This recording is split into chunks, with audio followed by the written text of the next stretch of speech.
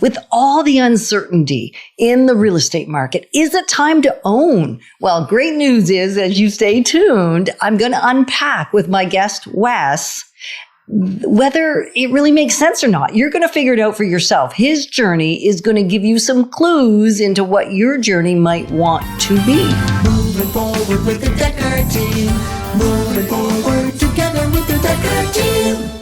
And so I'm excited to welcome you to another episode of Life's Inside Track. As always, I'm Yetta Dekker, and there's no Ken Dekker on the set today. Yay! No, I didn't say that.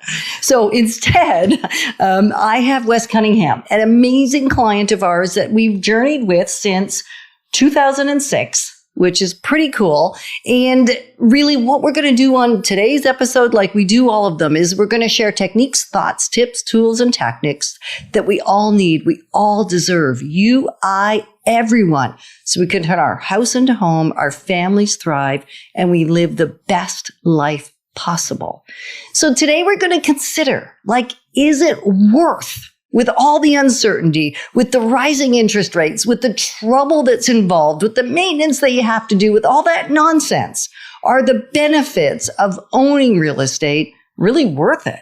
And so Wes is going to use his story, his journey, his real life thing, right, with his family and his girls, to share an insight into why you made the decisions you made. And that may help you make the decisions that you're not sure what to do with. So let me ask you, Wes, how did you even come to connect with us? We got to start at the beginning, right? Or almost the beginning, because you were already born before you met us. Yeah.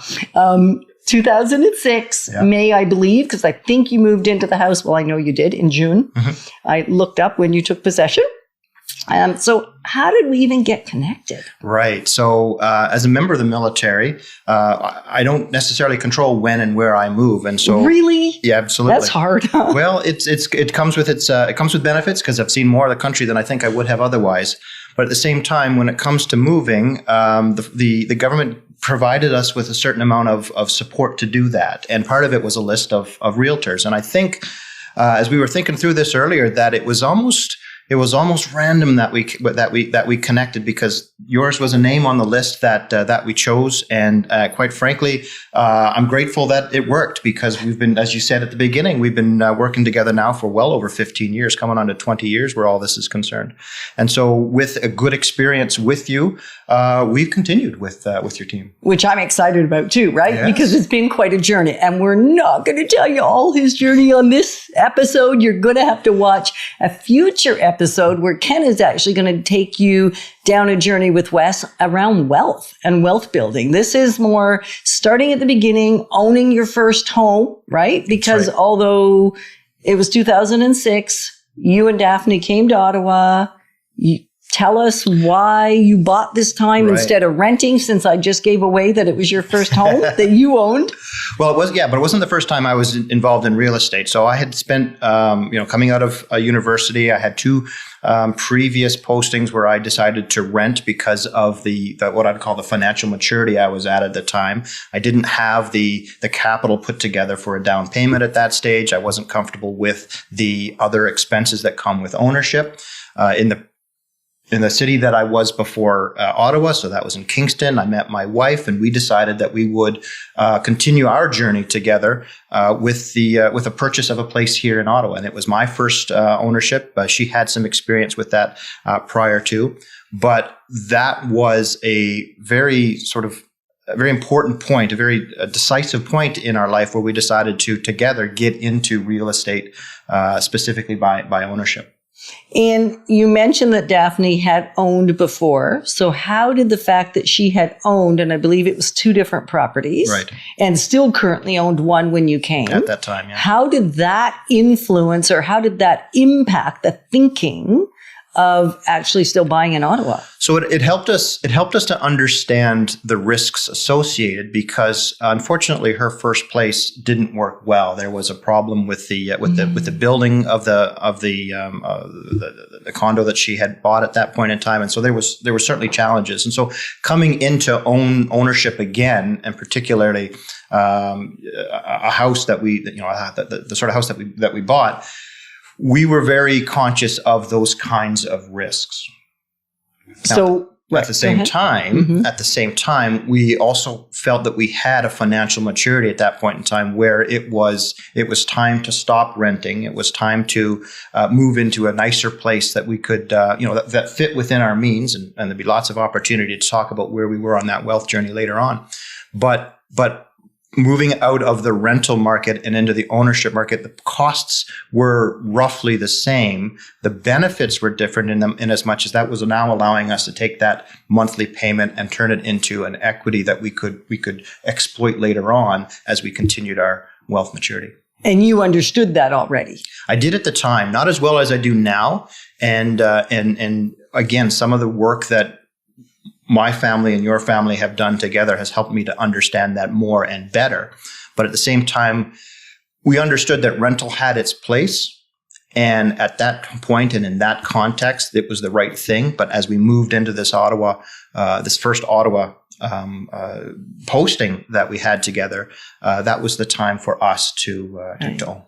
And you did consider your down payment. Like you keep saying, and I love this word, and I want you to catch this if you haven't caught it, what his financial or mental maturity was around money and wealth. Right? Like you knew that the previous two didn't really make sense yet. And now all of a sudden it makes sense.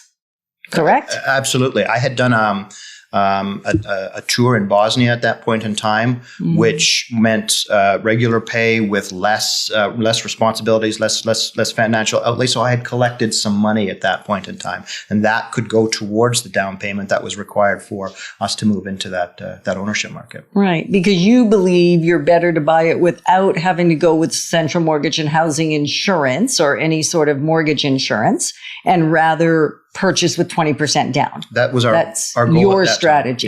Yeah. And so as you're listening to Wes unpack this, think about for you whether that's the right fit. Because for some people, just getting into the market so you can start accumulating money inside your house rather than paying somebody else's house. I mean, we chatted about that before we even got on, that buying somebody else, you were still buying a house. It just wasn't your own, right? Like, that's right. Whether we like it or not, that's the reality. So thinking about for you, whether it should be 5%, whether it should be 20%. I mean, what a great opportunity to be able to not have a lot of expenses and then be able to put it aside. And then I think you also mentioned two of you coming together changed the dynamics a little bit. Well, it certainly did.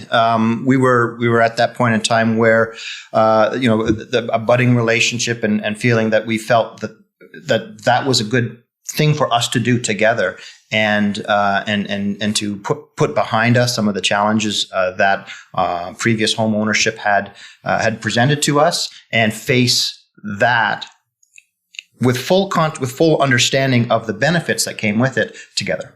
Perfect. And you know what's really neat is we're chatting about this.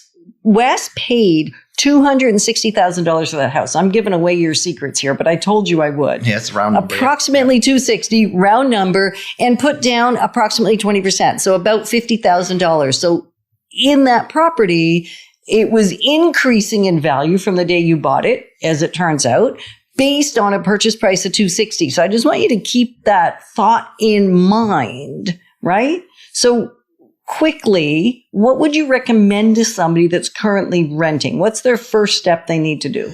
Well, they need to understand where they are, that their financial maturity. Okay. Renting is a important element. I mean, I'm providing rental opportunities for people right now because it's right for some people, but I don't think, particularly as folks develop that mental maturity or their family or their context changes, they need to keep in mind that that's another step. That's a next step. That's a natural next step to move into ownership, so that although you've got a few more risks that you need to manage that you don't have a landlord to move to, the benefits of that, the long-term benefits of that, really are something that needs to be brought into the fulsome consideration of a decision.